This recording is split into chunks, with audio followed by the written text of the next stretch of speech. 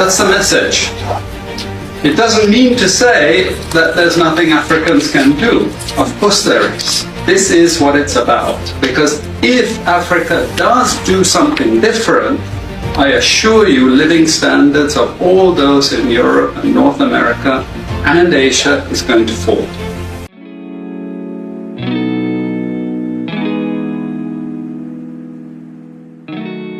Sub-Saharan Africa has been fundamental to the global prosperity of the advanced countries. And Africa had a role to play. It has a role as a raw material producer. We will not allow Sub-Saharan Africa to escape that. Okay, we do everything to keep Sub-Saharan Africa where it is, also impoverished. It's absolutely vital for the prosperity of everyone else. So let's get clear about that. Okay, and this means all the economic structures, all the global institutions, and the economics we teach everyone is all designed to keep Africa exactly where it is. And whether it is Europe or US or now China, it's always the same. We need Africa to be impoverished because we need those raw materials and we need them dirt cheap. Okay, so that's the message. It doesn't mean to say that there's nothing Africans can do. Of course there is. This is what it's about. Because if Africa does do something different, I assure you living standards of all those in Europe and North America and Asia is going to fall. Okay? And that is a big price to pay. I assure you that the West is not going to allow that without a big fight. Okay, so the job of many Western academics is to convince Africans they have to keep doing what they're doing. Okay? And to show them it's your fault that you're poor. It's not our fault.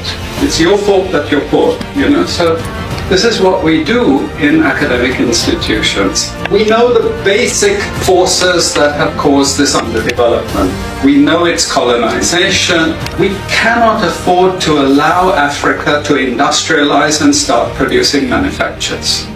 Okay, so we will do everything to stop that. And I'm going to show you how we actually block that. We had East Asian rapid industrialization processes. So in the earlier period, we had Japan and Korea and Taiwan. Okay, rapid growth, sucking in raw materials from Africa, driving up the prices. After those countries finished industrialization, then Sub-Saharan African growth rate again fell. Sub-Saharan Africa is condemned to this role. Just the supplier of raw materials, not a manufacturer. The currencies are collapsing of these countries, and many of them are Sub-Saharan African countries. After colonization ended, we needed new structures to keep these countries where they were. Okay? And the first of those is aid. Okay? We give them aid. Aid for what? Actually, we give them aid to keep repressive regimes in power. That's all. All the hypocrisy about transparency and democracy and bullshit like that, it's all bullshit. But it would go to country after country offering loans. And if the president did not accept the loan, they were killed. It's just economics. It's economic warfare.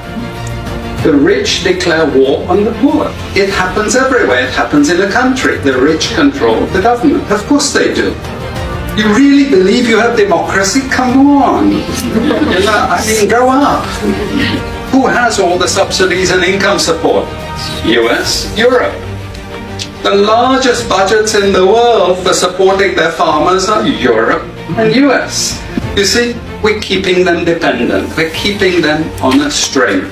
This next round of the WTO is designed to block that.